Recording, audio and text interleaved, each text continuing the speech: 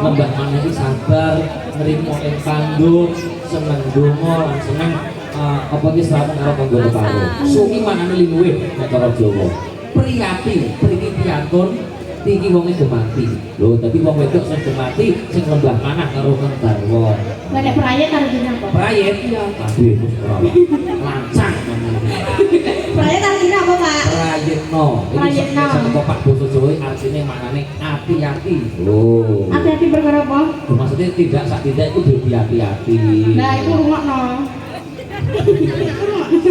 Ya malah ngejak kok gerak iki kandhane kaya. Ah. Pripun iki, Pak? Yes, dungakno sik sing sunat. Dek Ferdian. Iya, iya. Ferdian sinten?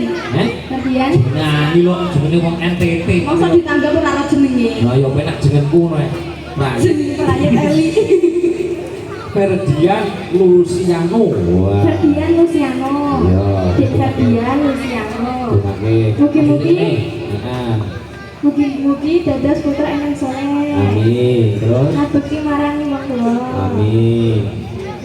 Panjang yuswa. Amin. Terus Satu bare iki acara. iya. Ibu sinten nek mau? Sumiati, Sumiati. Supriyati kali Bapak Agustinus rezekine tulah-tulah. Amin. Terus Sakit beliau tidak Mekah Madinah. Terus sampun donga kok dadak ngono itu apa didongake ngono ya. saiki Bapak dewekne. Dongaku kali Pak Agustinus karo Bu Supriyati dongaku ra dawa-dawa. Apa? Tak dongakno ayem tentrem wis Ayam tantren. sehat awake ayem tentrem keluargane ngono Pak wis. Kula sugih awake gak sehat keluargane gak tentrem yo. Iya ya. Iya. Oh, yo.